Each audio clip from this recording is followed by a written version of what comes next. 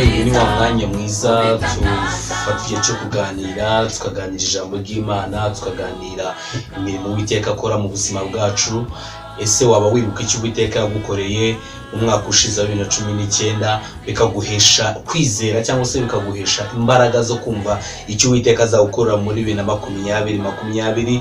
Ni umwaka mwiza Uwiteka tubikiyemo amasezerano, ni umwaka mwiza Uwiteka tubikiyemo byinshi bizaba byiza ku buzima bwawe. Birasaba ko umutima ubyumva cyane, birasaba ko Mwuka Wera ari ubana nawe, utemere Mwuka Wera ngari uzabana nawe ngo kuyobora intambwe zawe zose. Ndakurahiye ntabwo wazabigeraho, ariko niwemera Mwuka Wera mu bihe byawe byose, Mwuka Wera akabana nawe, Mwuka Wera akayobora intambwe zawe, Mwuka Wera akakwigisha ubwenge, Mwuka Wera akagukura mu bidafite umumaro. Ndabizi icyo Uwiteka agambiriye ku buzima bwawe muri 2020 uzakigera. Kwinginzira kugira ngo umutima ubyumve cyane ubyizere, we kuzayoborwa n'amarangamutima muri uyu mwaka, aho uzemerera Imana iyobora intambwe zawe zose. Ijambo ry'Imana niko ritubwira muri Zaburi ngo twikoreze Uwiteka ingendo zacu zose. Urakoze, Imana iguhereze umugisha.